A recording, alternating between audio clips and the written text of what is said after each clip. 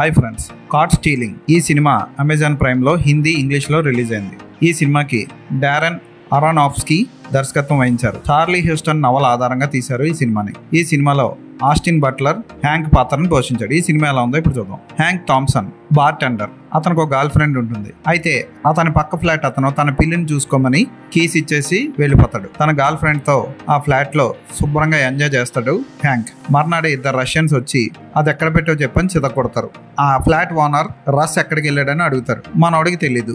ఇతన్ని శుభ్రంగా చితకొట్టి కిడ్నీ పోయేలా చేస్తారు. ఆ తర్వాత వాళ్ళ నుంచి తప్పించుకుందాం అనుకుంటే వాళ్ళు వెంటాడుతూ ఉంటారు. అసలు వాళ్ళు వెతుకుతుంది ఏంటి, ఈ రస్ ఎక్కడికి వెళ్ళాడు, హ్యాంక్కి తర్వాత ఏమైంది, తన చుట్టూ తిరుగుతున్న రష్యన్ మాఫియా నుంచి ఎలా తప్పించుకున్నాడు, వాళ్ళు వెతుకుతున్నది దేనికి సంబంధించింది అన్నది సినిమా చూసి తెలుసుకోవాలి. ఈ కథ అంతా 1998లో జరుగుతూ ఉంటుంది. ఆస్టిన్ బట్లర్ హ్యాంక్ థామ్సన్ పాత్రలో సూపర్ గా చేశాడు. ముఖ్యంగా అతనికి కళ వచ్చినప్పుడు, యాక్సిడెంట్ చేసినప్పుడు, కావాలని యాక్సిడెంట్ చేసినప్పుడు అతని ఎక్స్ప్రెషన్స్ బాగుంటాయి. ఇక అతని గర్ల్ ఫ్రెండ్ యవోనే పాత్రలో జోయి క్రావిట్జ్ బాగా చేసింది.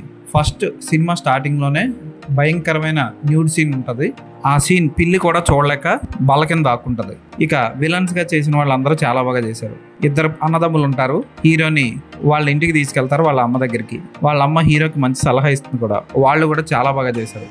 ఇక లేడీ పోలీస్ ఆఫీసర్ ఒక ఆమె ఉంటుంది. ఆమె రష్యన్ మాఫియాతో కుమ్మక్కై హీరోని కూడా ఇబ్బంది పెడుతుంది. ఆ పాత్రధారి కూడా బాగా చేసింది.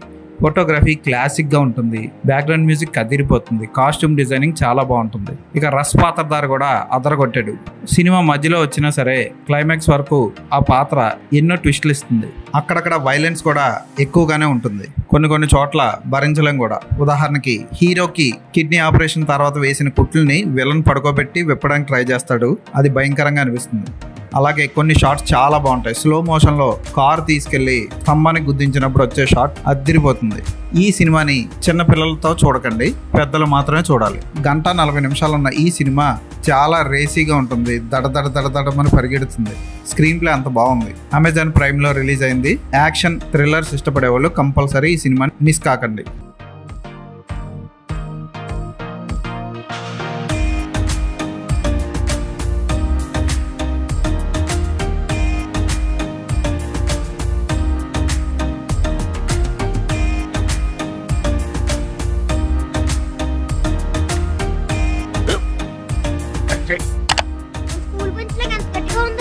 కొట్రా, కొట్టు, పర్లేదు, కొట్టు.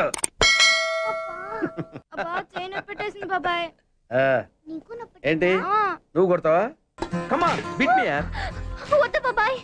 వాణ్ణి నేను కొట్టడం లేదమ్మా, వాణ్ణే నన్ను కొట్టమంటున్నాను. నువ్వేం కంగారు పడక్కర్లేదు. అడుగుతావేంటి?